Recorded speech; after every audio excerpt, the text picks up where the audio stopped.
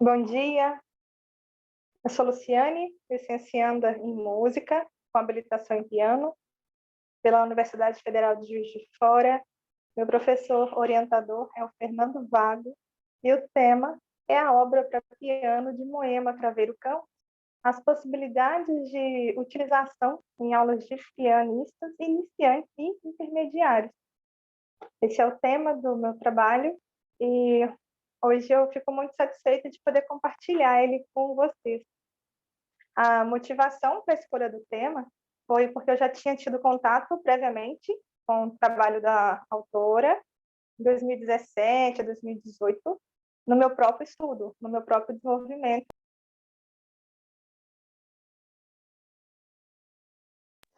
E também na disciplina de didática do ensino do instrumento, agora no ano passado, eu pude retomar o contato com esse repertório. E como foi bem eficiente para mim, me trouxe bons resultados, o contato com a obra da parte didática, além do repertório em si ter sido bem enriquecedor também, comecei a ter esse questionamento de que será que então não seria uma viabilidade didática desse trabalho, ele não seria relevante também didaticamente para outros pianistas, não seria interessante também para outros docentes do piano? Esse estudo passa por repertório didático brasileiro e também eu gostaria de valorizar algo que chamou muita atenção para mim também. Ela é uma compositora, assim, mulher brasileira, né? Falando da nossa música, da nossa cultura, isso também me despertou interesse, pensando que vale a pena que seja mais bem divulgada, né? Mais conhecida. Nas questões de pesquisa estão conhecer os conteúdos musicais e as possibilidades das peças da Moema na parte pedagógica. Para isso, foi feita uma análise de pontos como harmonia, textura, questões pianísticas envolvidas na composição das obras. E, feita essa observação, houve também uma reflexão de como isso poderia ser trabalhado nas aulas de piano, sejam elas individuais ou em grupos, aulas coletivas de piano. Como esse material poderia ser utilizado pelos professores de piano. E de que maneira, então, esse repertório da Moema poderia contribuir no crescimento musical dos pianistas. O material que foi consultado foram os 2 livros, esse primeiro aqui, que é o volume 1, eu conheci as 2 primeiras obras da compositora, em 2017, 2018 foi desse material, e aí agora, na disciplina de didática, eu pude ter contato com o segundo, né, que foi lançado depois. Cada um destes são 13 peças, são os 13 pequenas peças brasileiras para o iniciante de piano. Também foram consultadas entrevistas que a autora deu, entre elas está aí uma foto de um momento dela com Alexandre Dias, pianista, pesquisador do Instituto Piano Brasileiro, um trabalho muito sério, muito bonito para a nossa área, e tem uma playlist ali, uma lista com algumas dessas entrevistas que foram utilizadas e consideradas. Esse é uma foto de um vídeo que ela também oferece, e esse vídeo pode ser acessado pelo QR Code, que é parte aqui do volume 2. No índice, logo abaixo, ela traz um QR Code. Quando a gente acessa, a gente tem aí a agradável surpresa de ter esse contato, né? Da compositora dando dicas, sugestões. E no volume 1 também foi considerado o CD de áudio, que consta, sim, a gravação de referência ao piano das 13 obras, mas também é oferecido 13 gravações, ou seja, uma por faixa, somente de sugestões didáticas. E os resultados indicaram que, para além de desenvolver a habilidade de leitura, né, porque, afinal de contas, esse material ele é ensinado por leitura de partituras, a gente também tem esse contato cultural, acessa ritmos, elementos que são próprios de cada região, né, de cada região aqui do Brasil, e com base assim, em outros trabalhos que o professor pode fazer, além de estudar a peça para tocar, né, como repertório mesmo, é possível desenvolver outras habilidades igualmente importantes para a formação do pianista. Entre eles, capacidade de improvisação, capacidade de criação sobre temas selecionados, modulações, controle de sonoridade, pedal, uso do pedal, timbre, gestos pianísticos, tem uma variedade de possibilidades. E o estudo lida com formação do pianista, pedagogia do piano, repertório didático, música brasileira e, mais amplo, a educação musical. Então, também a indicação é que esse trabalho, ele tanto traz a qualidade artística, e pela qualidade artística desses arranjos, das composições, já seria legítimo usá-los mesmo como repertório de trabalho, um repertório muito bonito. E agora há também a questão de relevância didática, ele tem qualidade didática. Na revisão de literatura, Reis, em 2015, chama atenção para um ponto. É mais comum encontrarmos mais trabalhos e aprofundamentos, até com mais seriedade, dentro de estudos para performance, pianística, estudos dentro da área mais ali para o avançado, né, no estudo do piano. E foi apontado que nos anos assim, do início do estudo, o pianista iniciante intermediário, essa fase também requer a mesma seriedade, o mesmo cuidado artístico, para que sejam cuidados esses trabalhos.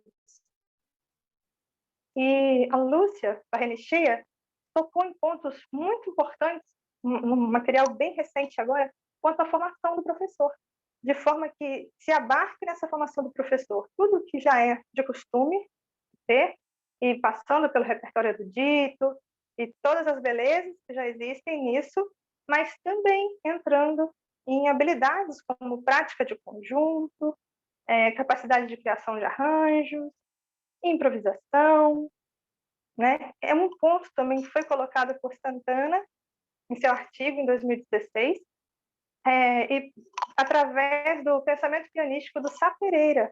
Então, ainda que esse pensamento esteja ali na década de 30, esteja assim aparentemente mais distante de nós, o que se observa é que é um pedagogo brasileiro de vanguarda, assim, que na época dele já enxergava pontos dentro da pedagogia pianística, da pedagogia musical, né, em sintonia com outros grandes nomes, sejam do Brasil, sejam do exterior.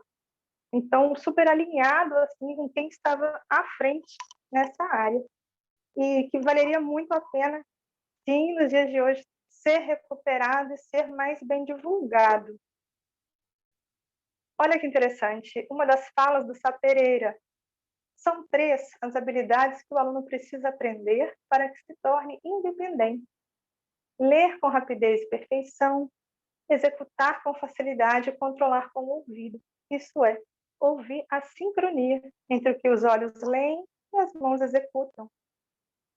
Nesse sentido também, Luca Chiantori, pesquisador, pianista, agora de anos bem recentes, coloca o seguinte: distanciando daquela visão mais comum, que tinha aí no senso comum, né, de que a técnica seria mais ligada aos mecanismos, ele traz que a técnica pode ser vista como um conjunto de recursos, do qual o artista ele dispõe desses recursos para expressar-se.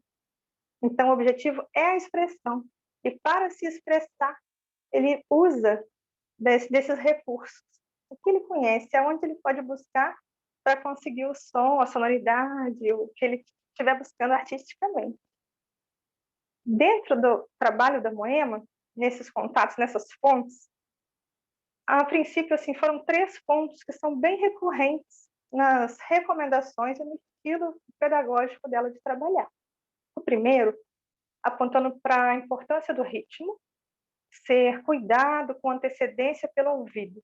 Esse ritmo tem que ser previamente compreendido, para depois se pensar em fazê-la ao piano. E para isso ela deixou nos 2 volumes, logo de abertura, uma orientação, e ela fixa isso também nas entrevistas, da necessidade do professor demandar tempo com os alunos para que sejam feitas criações, improvisações, exercícios, o máximo possível dentro dessas subdivisões do tempo, e depois indo buscando esse material lá dentro da escrita mesmo, dentro da música, de forma que o aluno não tenha engasgos, né? Não se atropele ali na hora de tocar, porque possa ter tido alguma dúvida quando lê ou quando escuta essas células. Então, ela frisa bem esse trabalho prévio. Igualmente importante, ela coloca criar, improvisar, e que isso é liberdade. Ela coloca como um ponto alto assim da formação, porque nessa liberdade a gente pode colocar a expressão.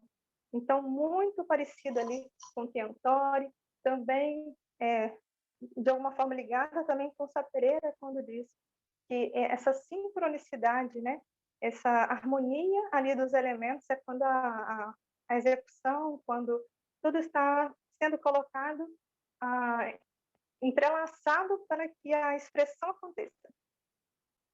Então, o aluno vai conseguindo aplicar, o objetivo é que ele consiga aplicar na criação o que ele está aprendendo. E aí o professor pode lançar mão de exercício dentro dessa perspectiva, criar, improvisar, modificar, né, completar perguntas e respostas, né, esse tipo de coisa, para que o aluno tenha essa prática também na sua formação. Na entrevista feita por Longo, por exemplo, em 2016, também no artigo, em 2017, há momentos em que a Moema coloca que como é bom essa liberdade, né, na música, você saber fazer tudo o que está sendo pedido ali na leitura, mas você também fazer outras coisas, trazer outras contribuições. Ela também aponta para a importância da versatilidade na formação do pianista.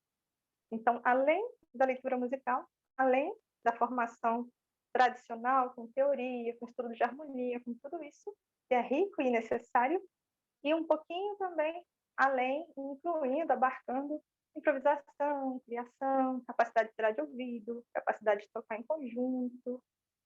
E o estudo também comentou ainda aqui brevemente sobre o Sonic e a metodologia dele do CLASP, né, desse modelo, porque esse modo de pensar, né, desse educador musical e pesquisador também é bastante interessante para essa linha por onde a Moema passa, né, porque aborda o cruzamento de compor, performar, apreciar, né, estudar a literatura, então desenvolver habilidade, ali que são as skills, então sempre buscar esse equilíbrio.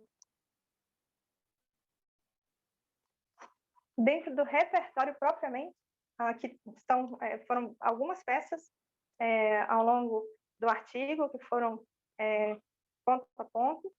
Por exemplo, em Sertaneja, que é do primeiro volume, é possível trabalhar seu intervalo de terças a partir do contato com essa obra. Pode-se pedir, por exemplo, que o aluno cante as terças, né, ao tocar uma dessas linhas, ou a clave de sol, ou a clave de fá, né, e dando oportunidades em aula para que isso seja treinado. Também o timbrar de notas, olha aquele momento ali na figura 2, por exemplo, que tem esses duetos, né, para que ele vá acostumando-se a equilibrar esse peso, a achar esse eixo de forma que ele consiga valorizar a mais aguda, seria entre as vozes, a soprano, a voz contralto, esse tipo de controle de planos sonoros, de timbre, que tem o envolvimento do ouvido, a compreensão musical como um todo, e também são habilidades pianísticas, né? Esse baixo que fica ali no final, por exemplo, toquei na região mais aguda, fica mais perto aqui de mim.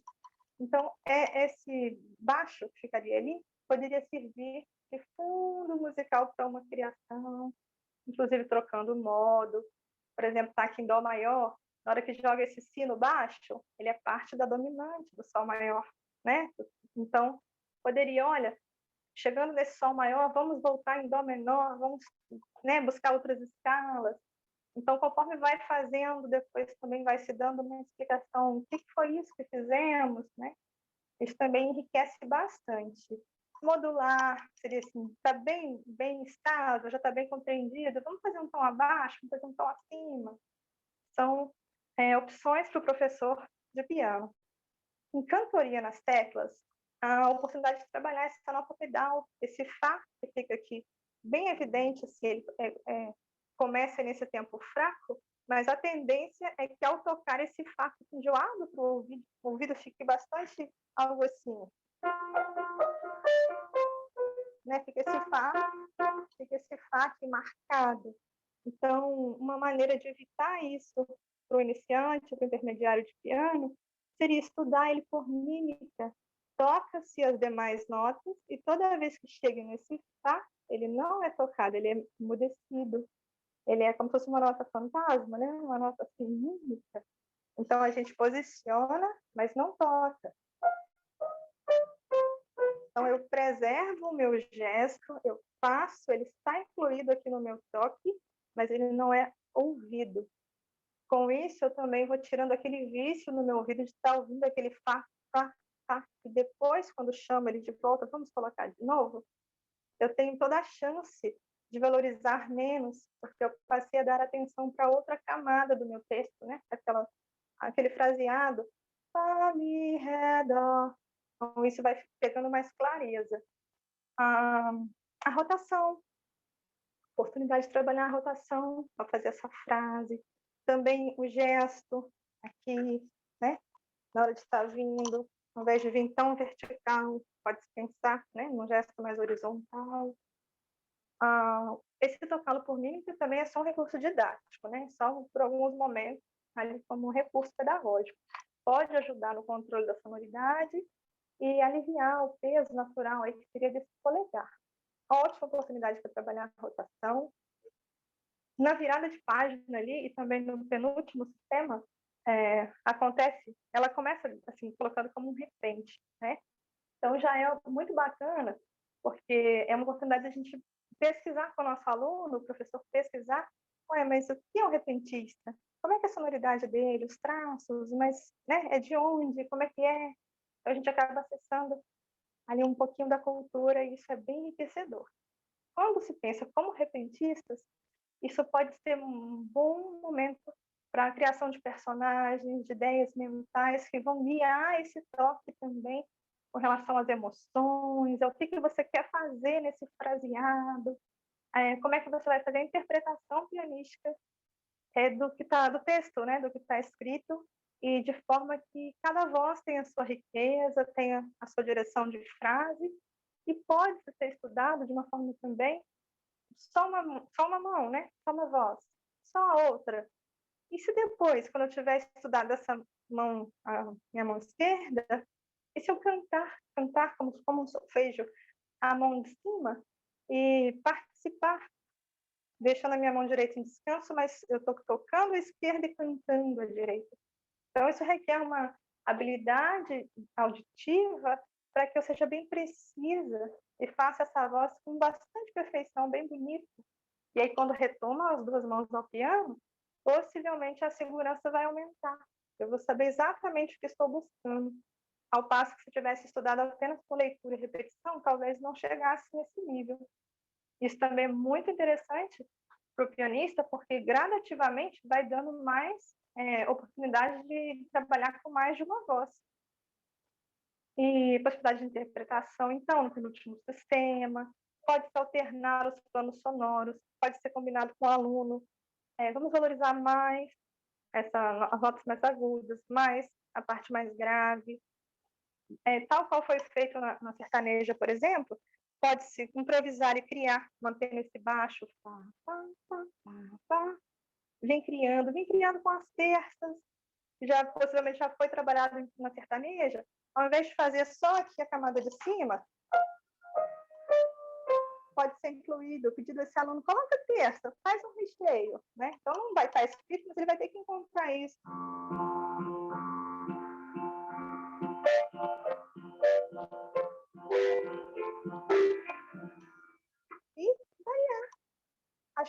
oportunidades bem ricas, né? Sair, fez, já se ambientou, vamos partir para uma outra ideia? Para onde ela nos leva? Podem ser aulas de música bastante interessantes e que ajudam a formação do aluno. Então, timbrar, caprichar, fazer um recheio harmônico, trabalhar um gesto horizontal ao invés de pensar pontualmente, né? Os eventos. Há visível riqueza, então, nesse material musical, seja pensando no ponto de vista do professor, né? Como para o próprio pianista, para o estudante. E as obras são em linguagem de fácil acesso, pode ver pelas apresentações aqui, não tem nada assim rebuscado, é acessível a leitura e a execução, e são de curta duração, coisa de 2 páginas, então isso também é bem interessante. E o estudo desse repertório aponta que pode, sim, contribuir para o repertório pianístico brasileiro. E, além de tudo, é muito importante a gente conservar o respeito frente ao novo, né?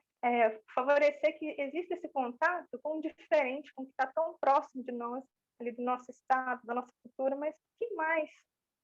O que mais? E o esperado é que, a partir desse momento, desse estudo, que se abra para muito mais. Ela, inclusive, está preparando um 3º volume, com peças a 4 mãos, com peças com piano e outros instrumentos participando. Então, é uma compositora brasileira com um trabalho muito interessante, seja de qualidade artística, seja de relevância pedagógica, que merece ser mais bem divulgada. E é um material bastante rico. E foi assim, foi uma alegria ter esse tempo de contato com a obra. E eu deixo aqui um agradecimento pela oportunidade e também pela oportunidade de levar adiante, de compartilhar um pouco desse aprendizado. Muito obrigada.